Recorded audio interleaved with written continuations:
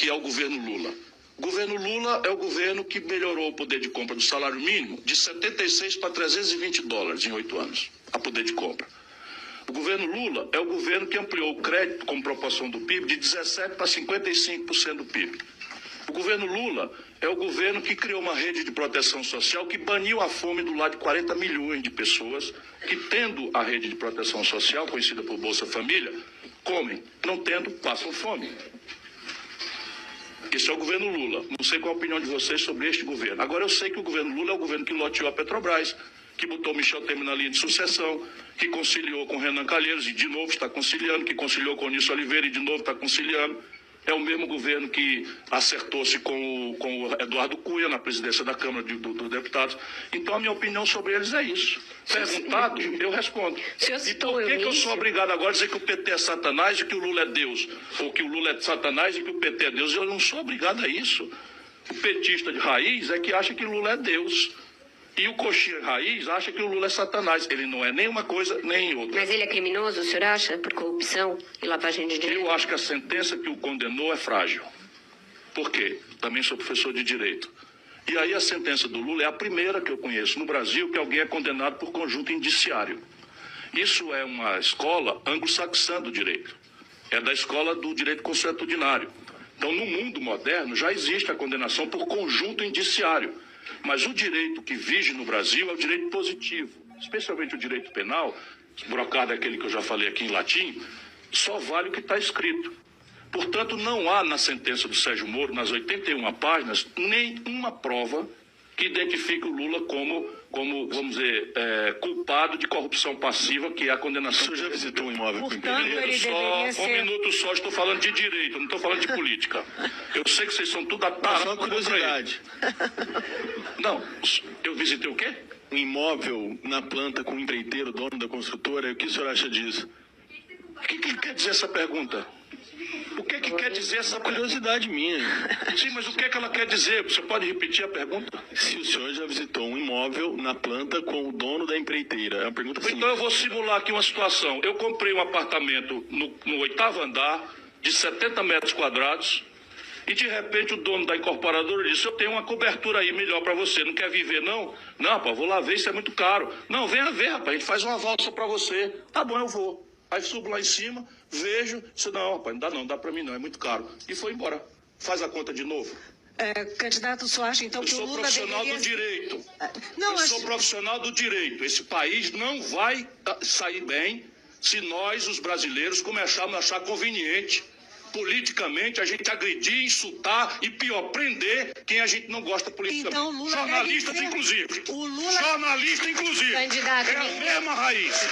Agora, eu acho... Candidato, ninguém está dizendo isso e ninguém está falando de direito. Eu estou falando de direito numa instituição universitária. Pegue os 100% dos professores da FAAP e submetam a minha opinião, a crítica deles. 100% de qualquer rábula vai entender o que eu estou falando. Isso quer dizer que eu gosto do Lula? Isso quer dizer que eu estou feliz com o que o Lula está fazendo na política? É outro assunto. Mas a pergunta foi: o senhor acha que o Lula é um criminoso? Não dá para achar, porque a sentença que o condenou nesse momento é injusta. Eliane, por favor.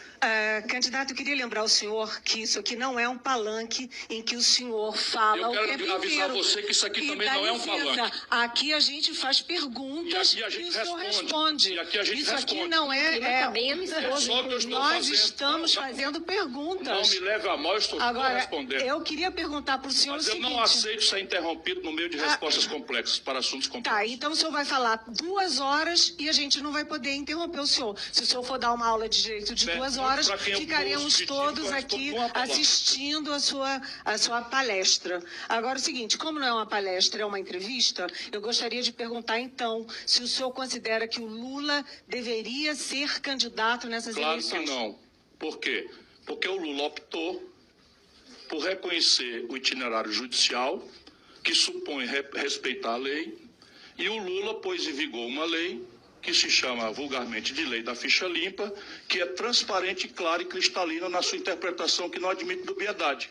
Qualquer cidadão condenado por crime contra a administração pública, em segunda instância, perde os direitos políticos. Então é simples assim. Qual era a opção a não seguir? Direito, de novo, tem nada a ver com política. No direito, qual era a opção a não seguir o itinerário jurídico? denunciar que o judiciário, eles não estão fazendo isso, denunciar que o judiciário está organicamente no golpe e repudiar o judiciário, pedir um asilo numa embaixada, levantar a população de uma insurreição armada. Tem 10 na história da América Latina. Ele optou por aceitar o rito legal, recorrer, portanto, reconhece o judiciário como instituição legítima e, baseado na lei, reconhece que a lei vige. Bombig, por favor. O senhor teme alguma... colocando-se na sua posição de cientista político, o senhor teme algum transtorno com esses discursos, tanto do Bolsonaro, não sei se dos candidatos, para ser preciso, mas pelo menos das campanhas, dos apoiadores, tanto do Bolsonaro quanto do PT, de alguma forma questionando a legitimidade do processo esse ano? Temo muito. O baronato brasileiro está produzindo um fenômeno dramaticamente perigoso para o país. Porque o Bolsonaro, ele merece uma crítica respeitosa. Ninguém, se vocês repararem, quando o Bolsonaro vai na imprensa, ninguém pergunta o que é que o Bolsonaro pensa da evasão do ensino médio. Ninguém dá ao Bolsonaro o mínimo respeito de dignidade e diz assim, como é que você pensa em superar o desemprego aberto no Brasil? Mas o senhor, na semana passada, comparou a Hitler. Candidato, é verdade. Foi na semana passada e o senhor comparou a Hitler, disse que o Hitler era melhor porque era intelectualmente razoável. Cacete. O que eu disse é que o Bolsonaro é um projetinho de Hitlerzinho tropical. Isso é que é tratá-lo com respeito? É um projetinho, daí até chegar a Hitler, é um projetinho de Hitlerzinho tropical. E que é tão despreparado que até o Hitler era um pouquinho intelectualmente melhor do que ele. Não quer dizer que eu estou elogiando o Hitler, não. Quem disse isso foi o Bolsonaro. Você está repetindo. E isso mostra a elite brasileira. Eu não disse que o senhor elogiou Hitler. Ah, bom, eu tinha entendido que sim. Não, então o senhor entendeu errado. Então, desculpa. Então tá bom. Eu também, às vezes...